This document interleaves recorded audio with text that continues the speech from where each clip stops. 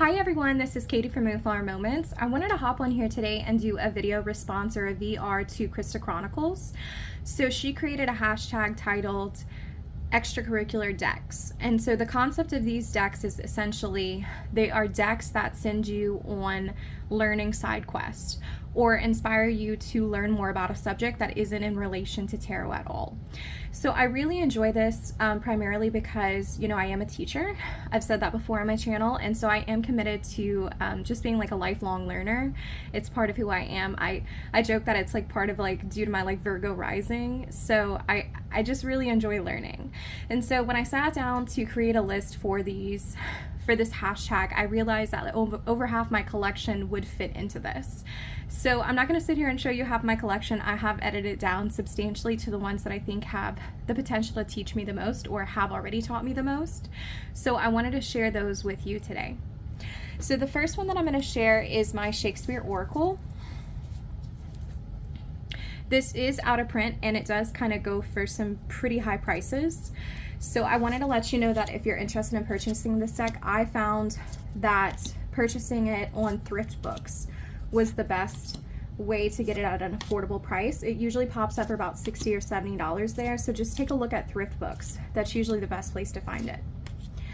So being that I am an English teacher, I have read a variety of Shakespeare's works, but I was instantly attracted to this deck because as a 9th grade, 12th grade teacher, I've taught Othello and I've taught Romeo and Juliet. Those plays don't really feature very heavily in this deck at all. They have plenty of characters that are referenced that I've never heard of before in my life. And so that is innately interesting to me because while I used to study Shakespeare in more depth, especially when I was taking a lot of upper level Shakespeare classes, I don't really have the time to sit down and work through the plays the way that I would like to. And so I enjoy getting little snippets of Shakespeare here and there. I consider this to be like my survey Shakespeare deck, right? So instead of having to sit down and read every play, I kind of get the main motivations of the characters and the plot points from just reading the really substantial guidebook. So every entry is about 2 pages long and it goes through the synopsis of the story and then also the characters' motivations and whatever main quotes they have. For the pips, it tells you what was going on during the time in which the character stated this quote. And so I think that because it's so in-depth, it really is the perfect extracurricular deck for me because it inspires me to take that time and to dive into larger works by Shakespeare instead of just glossing over and enjoying these quotes, but to really appreciate the beauty of his work. So that was the Shakespeare Oracle. Now next is going to be my Runic Odyssey, and I'm going to hold this up so hopefully that you're able to see it. So this deck features the moon phases and it also shows the runes. So I don't know the runes at all. It's something that I have not studied, but I know that I'm probably someone that is going to be more attracted to cards than an actual rune set. So while I have a rune set, it's my husband's, I borrow it sometimes. When I want to incorporate that runic energy, I go to here because it feels more accessible to me. So the beautiful thing about this deck is that it has the rune, and then right behind it, it actually gives a depiction of what the rune is about. So this one has to deal with destiny and mystery. So of course it has the weavers behind it, the weavers of fate. So I like this little deck. I have it in the pocket size and it is a little bit smaller than standard playing cards. So it's really easy just to throw in a bag and to use on the spot. So that's Runic Odyssey. It's here to teach me about runes. So this deck came directly from a Christa Made Me Do It. She showed this deck before. This is the Fallen Angels on her channel, and I just thought it was incredible and I knew that I wanted to have it. So the Fallen Angels depicts various fallen angels, right? And so in the book, it goes through the entire lore of these individuals and gives you an opportunity to learn about them in a deeper capacity. It also talks a little bit more about the Solomon seal, which I think is really unique. So this has more of a tie into a different type of esoterica than just tarot, but you could work with these cards individually or just use them as a regular oracle deck. But it does inspire me to learn more about these individual quote-unquote fallen angels. Next is going to be my Heavenly Bodies astrology deck. So I primarily use this deck as a study tool to learn about the houses and the different placements. The way I've used this deck primarily has been like as a traditional oracle. So when I pull Taurus, I can pull a card for trust, patience, and sensuality. And the theme could be like, what could I do to inspire these 3 attributes in my life? But I've also used it to be a visual placemat of my chart. So I pulled up my chart on Horus and I've looked at house 7 and I've laid this card down, and then underneath it I would put the different planets that are in house 7. So I've mapped out essentially my entire chart with this, and I feel like that is such a beginner friendly way to study astrology, because while we're learning, it might be difficult for us to remember exactly what Saturn means. But when we place this down and we can see the interplay of Saturn is like learn hard work and patience, and say for example Saturn is in house 3, which is all about communication and family, I think it gives us the opportunity to really see the connections laid out for us. So Heavenly Bodies Astrology is a deck that inspired me to learn more about astrology. I also purchased the book Tarot and Astrology, and I read it side by side while I was working with this deck, and I found it to be a really incredible experience. All right, next I have Lit Witches. I've been transparent on my channel to say that this is a counterfeit deck. It was the 3rd deck that I ever purchased, so I didn't know it was counterfeit when I bought it. And you know, it's not one that I use very often, but I like to keep it in my collection just as a reminder of my story, and then also because I don't believe in throwing away decks even if they are counterfeit. I don't want to contribute to the mass waste in the world. So this depicts various things. So you have like the witch's allies, such as the boar, but then you also have these authors that are masters of literary fiction. And within the guidebook, it gives you juicy details about every single author. But then besides that, it also gives you like more to read. So if you're trying to learn more about Virginia Woolf and study her more in depth, it gives you recommended reading. So I really enjoy listening to those recommendations and getting to know more about the individuals that are depicted in this deck with that. So this was Literary Witches. And next is going to be my Goddess Tarot. I love this deck. This was the 3rd tarot deck that I ever got.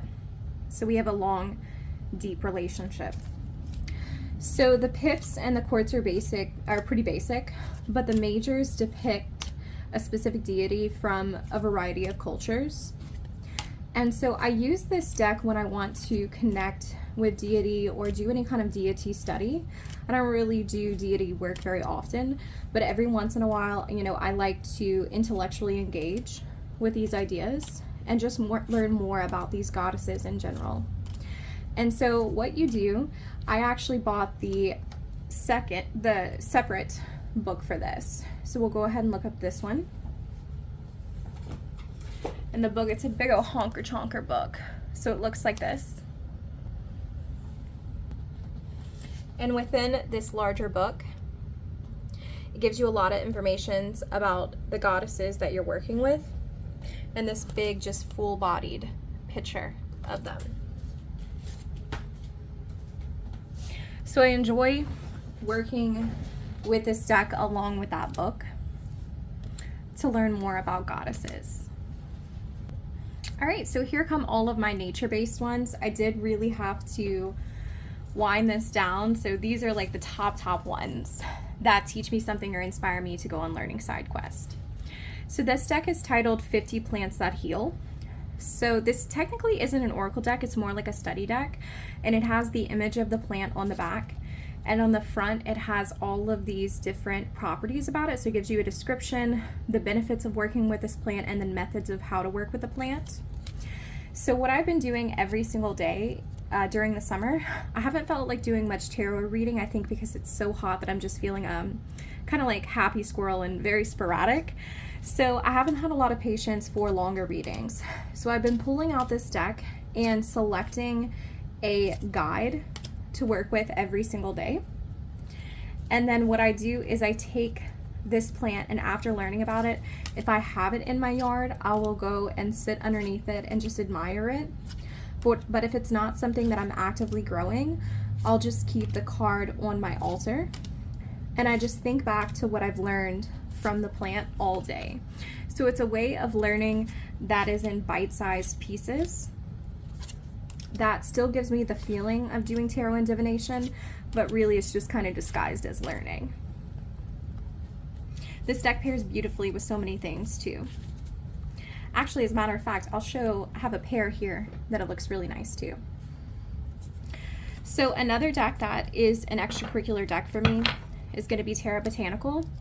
This is my favorite deck. If I talk about it in every video, it is because it was my first deck. It is my favorite. We still have a great relationship together. So Tarot Botanical, the majors are illustrated, and then the court cards are illustrated. And when you dive into the guidebook, it tells you so many things about these different plants that are depicted in the tarot deck and their properties. So I can identify this one already as like Rose of Jericho. I had never heard of this plant before working with the guidebook, and it taught me that this is something that really suggests that Rose of Jericho is a plant that can stay alive, but it can stay very, very dry for many years, and then you splash some water on it and it comes back to life, similar to the resurrection fern. So it teaches you, to wait out the changes, essentially. So there are things that I've learned from this deck about the plants that I never would have learned if not for Tara. And so this is one of my ultimate side quest decks. It definitely is what inspired me to find more plant decks and to realize that this is an effective way of learning tarot for me. So that was 50 Plants That Heal, along with Tarot Botanical. This is available on Etsy. Y'all, the next one is so good. This is the funny little lizards. Obviously, I probably haven't seen this much around on tarot too, because lizards are such a specific vibe. Not everyone wants to embrace the reptilian lizard energy, and I get that. But I will say that if you're someone like me who enjoys nature and you love tarot, this is so worth checking out.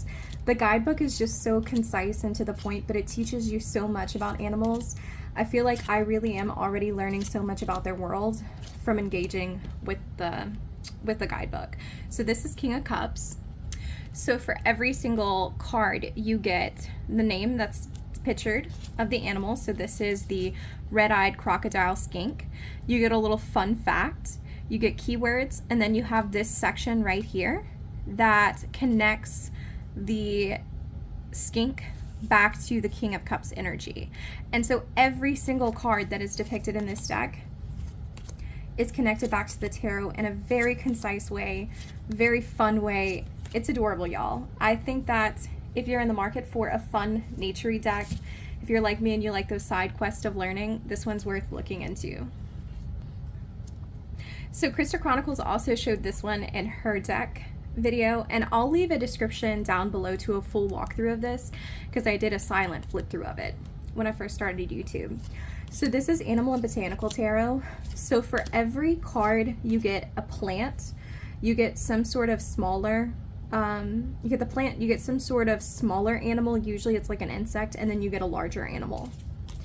And so you really are able to feel the energy of 3 different things come through, and you're able to connect it back to the tarot.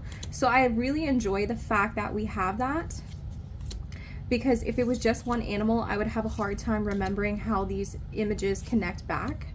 But being that there are 3 different things that are featured, even if like I'm doing a reading and I can't remember all of it, I can usually remember either the plant, the smaller animal, or the larger animal. And so it gives me something to grasp onto.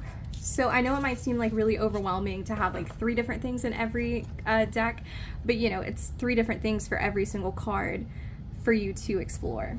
So I think it's cool. And I might see this card. So this has Passion Vine on it, which feeds Gulf fritillaries. They're constantly swarming my yard right now because I have a giant, massive Passion Vine. So I might pull this and decide for the day that I'm going to study more about Passion Vine and learn more about its energies. On a similar vein is going to be my Southern Botanic. I really like the guidebook in a lot of ways for this deck because it typically connects it back to traditional witchcraft in Appalachia. So sometimes the book will go into the herbal remedies, but most of the time it'll go back to traditional witchcraft or even to like Appalachian folklore. And so I enjoy seeing those connections. Black snake root is a plant that I did like a deep dive on because of this deck. So I have black snake root that grows wild in my yard, and reading about it in the guidebook and learning that people used to take this and put it into little sacks to carry around with them, and they used it to essentially like tap into their feminine power. It gave me inspiration to learn more about those plants and then also to look at the plants that are around me. So every time I pull a card that is reflective of what I have growing in my Louisiana garden and I'm able to learn more about what is around me, that just makes me a super, super happy camper. So Southern Botanic encourages me to learn more of what's around me. And I typically pair that deck with my Louisiana Herb Garden journal. So it has just the names of like these varieties of plants that grow natively in Louisiana. So I know violet, I don't think it's in the Southern Botanic deck, but I think it's in the Southern Gothic deck. So if I pulled that card, I would go here and I would read more about it. So side quest galore. All right, next I've got what I lovingly call another one of my garden metaphor decks. So this is the Mushroom Hunter Tarot, and for every single card, the creator has depicted a mushroom and then explained in the guidebook how that mushroom connects to tarot, to traditional tarot archetypes and imagery. So I'm a huge fan of this one. I think of it as like my RWS that has like some spice to it. I like how oversaturated the colors are. I talked about this deck being like one of my favorite summer decks. Even though we traditionally don't think of mushrooms in the summer, I just like how oversaturated the colors are. So I think a large part of the aesthetic and the appeal for me is it reminds me so much of like vibrant life. So I'll show the guidebook really quick for this one too, because it's not one that I see often. So this is the Ace of Cups. So this is the little entry for the Ace of Cups. If you'd like to read it, you can pause the screen. But essentially it goes back to this mushroom being like very sweet. It's called a candy cap. And so it reminds you of the sweetness of the Ace of Cups. So like the lizard deck, it connects it back. So I really enjoy working with this deck. All right, next I've got my little cutie patootie. This is Insect Obscura. I've shown this one a lot, so I'll be brief with it. So just to show you a few of the cards, every single archetype is connected. Oop, I think they're every which way. Every single archetype is connected to a specific insect or a specific bug. And then the guidebook explains the connection. So let's see what we got here. We have the large cuckoo wasp. Let's see what the guidebook has to say. And we go here. Mischief and duplicity are at the core of the Seven of Blades. Someone may be getting away with misconduct and escaping any repercussions.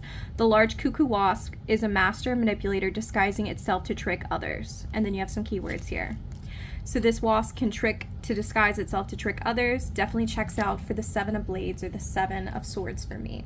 So this is Insect Obscura. It teaches me about the little insects. All right, and then here's a crowd favorite, Herb Crafters. I talked about how this deck is similar to my Terra Botanical, but they fill different roles for me in a couple of my videos, like my collection video. I use this deck as a daily draw, and similarly to how I use this deck, the 50 Plants That Heal, I will oftentimes during the school year pull one of these cards and ruminate and think about the plant that's been depicted as I go throughout my day.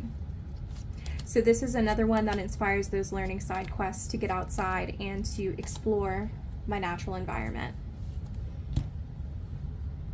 So that's it for my traditional decks, but I do have a few playing cards that I want to show you. So these, a couple of these are recent acquisitions for me. So this is the Gulf Coast Trees, And this playing deck features Gulf Coast trees. So what I've been doing, I know that playing cards are depicted differently than, or I'm sorry, read differently than regular tarot cards, but what I've been doing is looking at, say for example, this is the diamond, so it's the Six of Pentacles, and then I've been reading up about the Eastern Cottonwood to see if I can match something about the Eastern Cottonwood to the Six of Pentacles energy. So it's kind of like a fun little learning side quest for me, because sometimes the link is really apparent. Like sometimes I look at this and I'm like, oh my goodness, the person who made this deck must have known something about tarot. But then other times the link is not so obvious. And so I've been enjoying going on like these little side quests and learning more about the trees that are depicted here. It's just kind of like a fun way to learn more about my environment. So this was the Gulf Coast trees. I believe that this creator, Stan Tequila, I don't know how you would say that name. But I also saw that they had some others that are in this collection, so if you're interested in trees, they might have one for your region as well. In a similar but different vein, we also have like the Gulf Coast wildflowers. I've been having an absolute jam with these because I know wildflowers so much more than I know trees. And so when I first opened this up, I looked at it and I'm like, okay, Four of Pentacles, how does that represent the morning glory? Well, the morning glory typically blooms in very, very poor environments, right? So when you think about that, you think about a plant that's trying to hold on to the nutrients that it has, very clearly connects to like Four of Pentacles. So I don't think that the creator like meant for those associations to be there, but it is just so much fun for me to try to find them. I have a couple of different books that talk about Louisiana wildflowers specifically, so I use those as reference materials to get more information. And look, sunflower for the King of Pentacles, stunning, beautiful. I can't think of a better depiction of like abundance. On the same vein, I also have the Caterpillar Lab playing cards, and this one depicts butterflies and moths, so it's just all Lepidoptera in general. I've been doing the same thing with this, going through and seeing if I can match the tarot imagery and the tarot archetypes with what I know already about these very specific Lepidoptera. And so this is another way that I bring in that connection and that learning. Because if I can't make an immediate connection between I call this an orange underwing, the orange underwing and this Five of Clubs, or Five of Spades. So the Five of Clubs or the Five of Wands, essentially, if I can't make that connection like naturally, it inspires me to learn more about the orange underwing. Yep. And then the last that I'm not going to show too much because I don't want it to be repetitive, it's the same thing. So this is also from the Caterpillar Lab, but this one is the Diversity of Caterpillars. And you can actually use this deck to match with the Lepidoptera one, the butterfly and moth one, to make those connections. But it is so much fun applying what I know about the black swallowtails to this Three of Spade energy. I don't know. It's fun to explore the link. So I'm always down for the side quest. So I'm really thankful to Christa for creating this tag. I hope that a lot of you decide to do it. Learning is one of my favorite things in the world. So I think that it'll be good to see everyone's decks that inspire that learning and that commitment to just like appreciating the wonder that's around you. So I hope all of you have a wonderful day, and I'll see you soon.